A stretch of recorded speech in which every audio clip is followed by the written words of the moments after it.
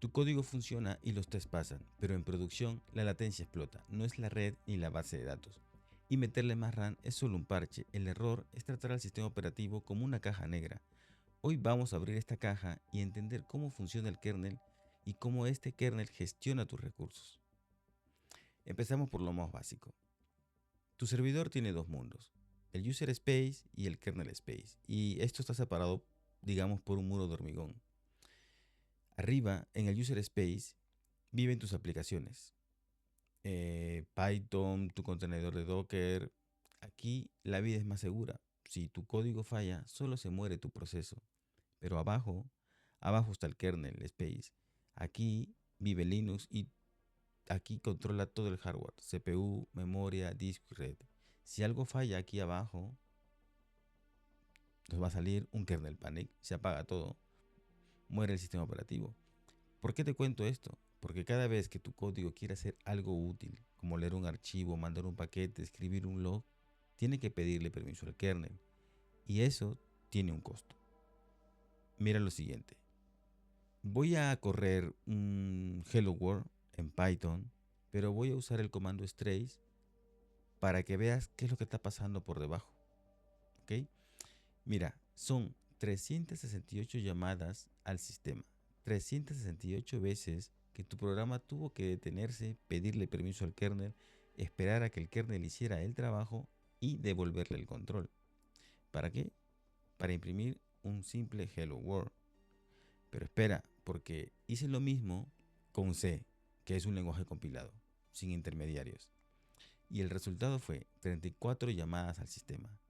Y esta diferencia es porque Python es un lenguaje interpretado y C es un lenguaje compilado. Python paga el costo del runtime antes de ejecutar tu código. El sistema tiene que cargar el intérprete, inicializar la gestión de memoria y cargar librerías dinámicas. Esas 300 llamadas extras son puro overhead de inicialización. En cambio C es código máquina nativo. El binario ya está listo para la CPU.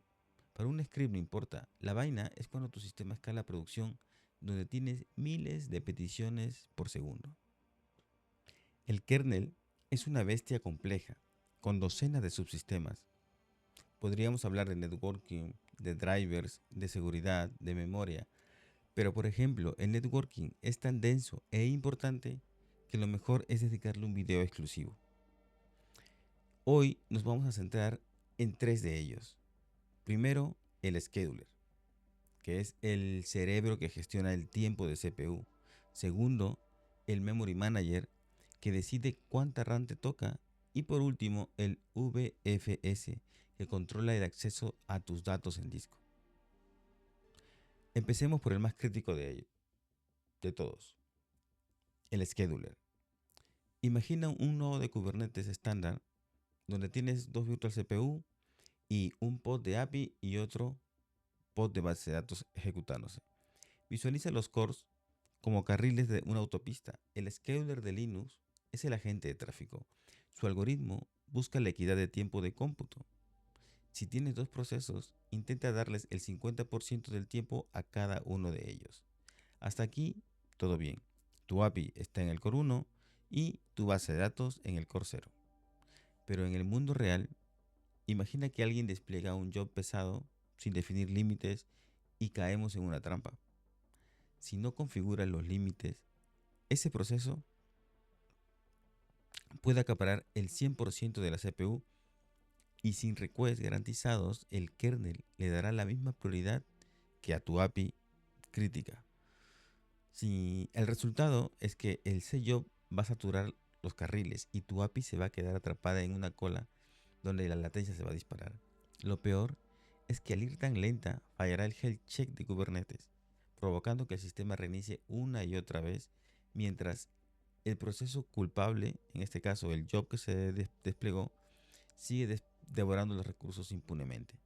Por eso, los límites no son opcionales, son la única forma de decirle al kernel: no me importa cuántos hilos tenga esta aplicación, no le des más del 50, 60% de la CPU. Vamos, lo que hayas definido. El Memory Manager. A diferencia de la CPU, la memoria no es elástica. Si te falta RAM, no vas lento, simplemente el proceso va a morir. El kernel utiliza una técnica llamada overcommit. Esta técnica permite que las aplicaciones reserven más memoria de la que realmente existe físicamente. Tus aplicaciones pueden pedir 100 GB de memoria virtual, aunque el servidor tenga 32 GB de RAM. El kernel acepta la petición asumiendo que no la usarán toda a la vez. La barra amarilla que ves es el resident set size, la memoria física real que tus apps están ocupando en este momento. El sistema funciona perfectamente si el RSS total no supera la RAM física disponible. El problema ocurre cuando el uso real alcanza el tiempo físico, el límite físico. Ya no queda RAM para nadie y en ese momento el kernel activa el Out of Memory Killer. Este mecanismo selecciona el proceso con mayor consumo, le envía una señal, un syskill, y lo termina inmediatamente para liberar los recursos. Tu programa o tu aplicación no sabe lo que es un disco duro, ni un USB, ni la nube, solo sabe lo que es un archivo. El VFS es el encargado de mantener esa ilusión. Es como un adaptador universal. Permite que tu código use los mismos comandos, open, write, read, para leer o escribir datos. No importa si están en un pendrive o en un servidor al otro lado del mundo. Pero además de ofrecer esta compatibilidad, VFS nos salva de la lentitud porque el disco tiene un problema físico. Es lento. Imagina que arrancas tu base de datos por primera vez. El kernel tiene que ir a buscar físicamente al disco todos estos datos. A esto lo llamamos cold read o lectura en frío y es lento, ya sea mecánico o SSD. Comparado con la CPU es una eternidad. Pero aquí ocurre algo invisible. Linux tiene una obsesión. RAM libre es RAM desperdiciada. Mientras lee del disco, el kernel hace una copia silenciosa de esos datos y la guarda en la memoria RAM que te sobra. A esto se le llama page cache. Ahora, mira qué pasa si pides el mismo archivo un segundo después.